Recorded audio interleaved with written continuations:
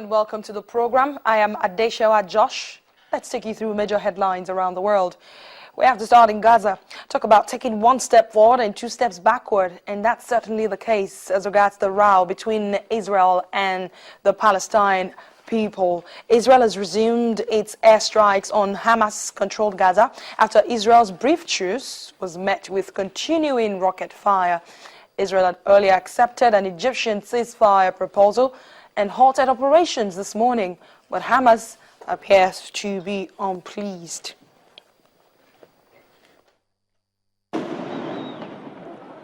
This morning, Israelis woke up wary of cross-border attacks.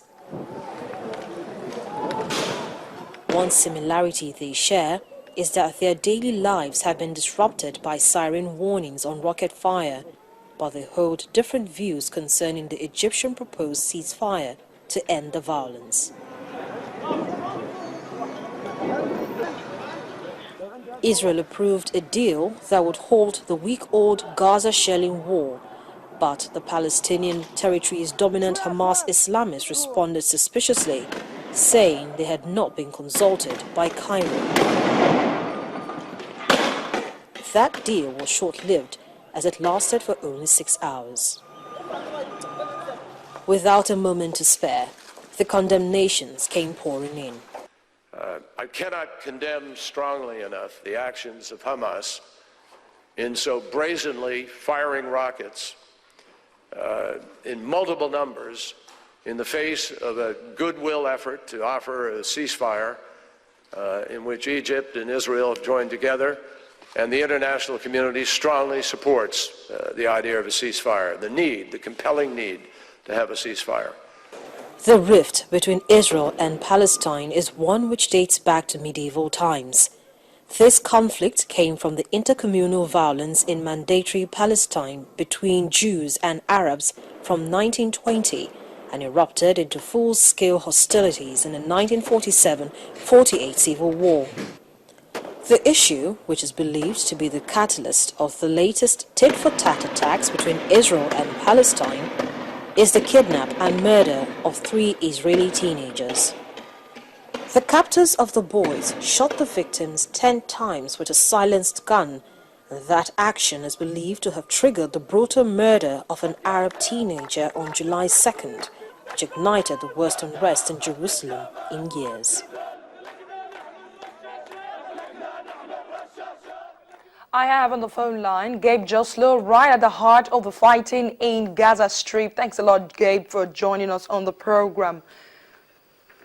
Certainly. Thanks for having me.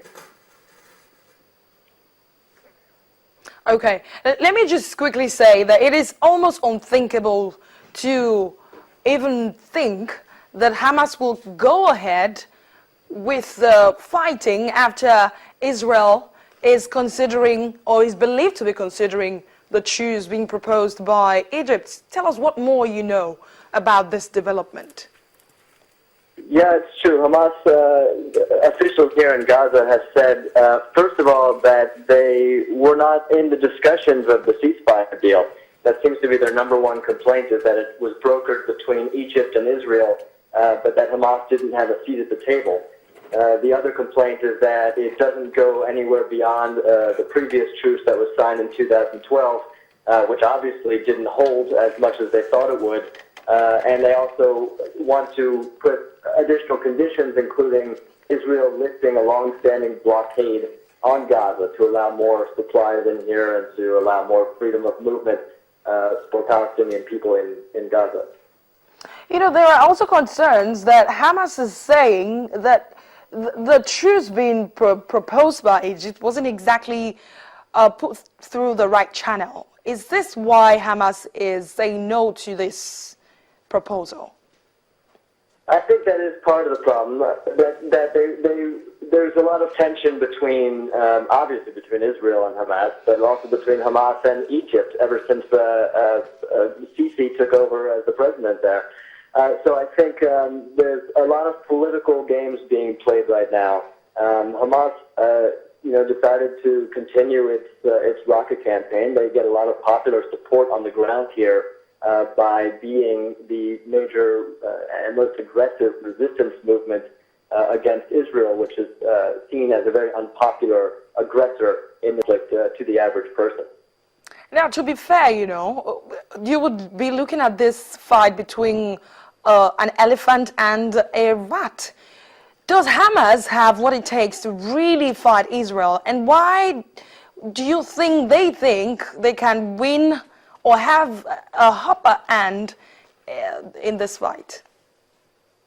Yeah, I mean, you're absolutely right.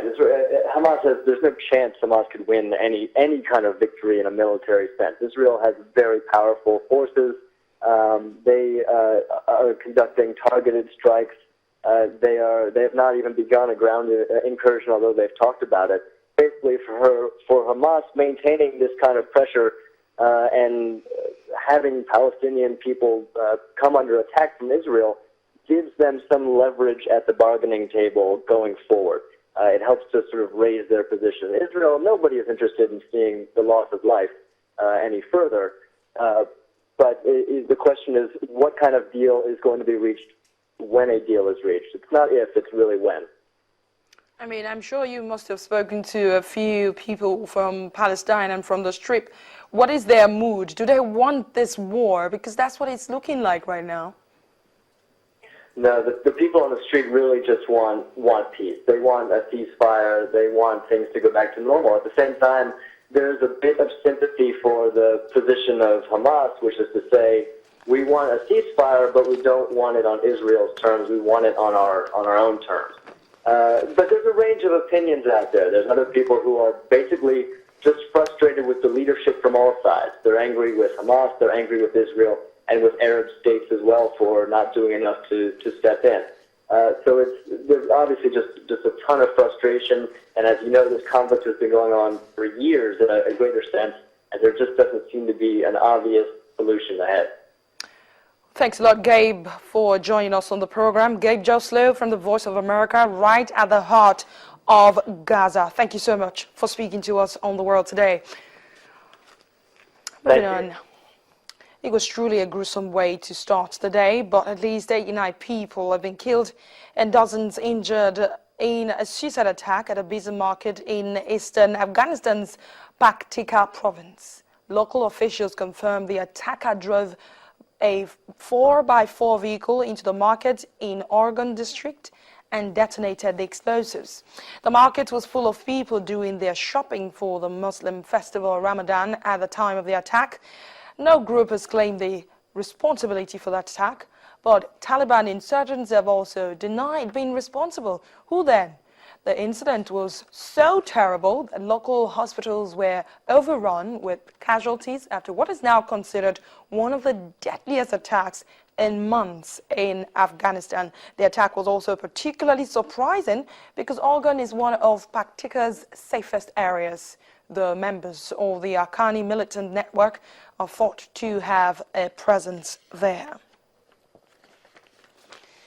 Another incident which was just as unfortunate but not as fatal is the derailment on the Moscow metro. As at now, the death toll stands at 19. Scores of people were injured, some seriously, when a packed commuter train braked abruptly between stations in the west of the city in the morning rush hour. Some of those hurt were carried out of the tunnel on stretchers, with most serious cases airlifted to the hospital. The train derailed between Slavyansky Boulevard and Victory Park stations in the west of the city.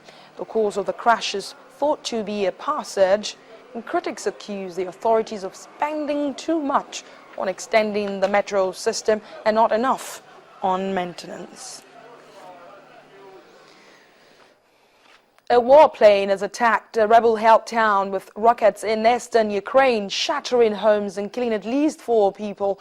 Rockets struck the town of Snizing in Donetsk region, hitting a block of flats and a tax office.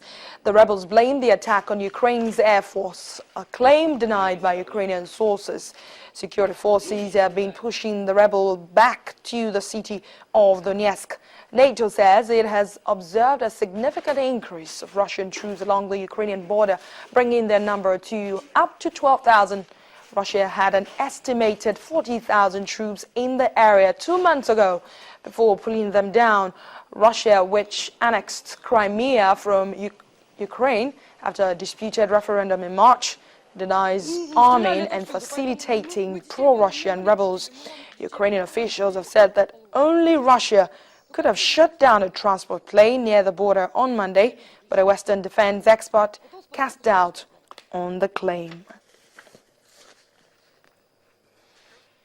Education Secretary Michael Gove is to become the new chief whip in the most wide-ranging cabinet reshuffle of David Cameron's premiership. He has been replaced by Treasury Minister Nicky Morgan as Mr. Cameron promotes more women into top jobs. Ken Clark is among the old guard to have stood down, and Foreign Secretary William Hague has moved to a lower-profile role as Commons leader. Defense Secretary Philip Hammond has taken over at the Foreign Office. Well, I think there's always a balance to strike in government between the value of experience on the one hand and the need for renewal and new people on the other. And we all have to make our own judgment about the right time for that. But it will be 20 years next year since I first joined the cabinet. People may not think of me as being very old, and I don't feel very old, but it is nearly 20 years since I first joined the cabinet. It's nearly 40 years since I started being a political activist and appearing at party conferences and so on. So that is a full generation of being involved in politics. I think we're very clear and united on Europe, and Philip Hammond, David Cameron and I all have exactly the same policy on Europe. We want to improve Britain's relationship with the EU and then hold a referendum on staying in or leaving the European Union. We're all committed to that. The Conservative Party is more united on this issue than it has been actually in the whole time that I've been in politics, in all that long time. And so we're all going to be campaigning for that, and I know Philip Hammond will be very committed to that.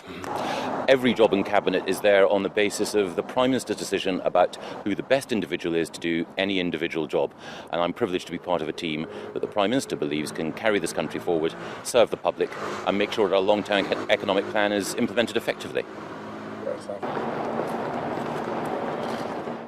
There's more to come on The World Today. Pakistan's child rights activist speaks to Channels Television on terrorism.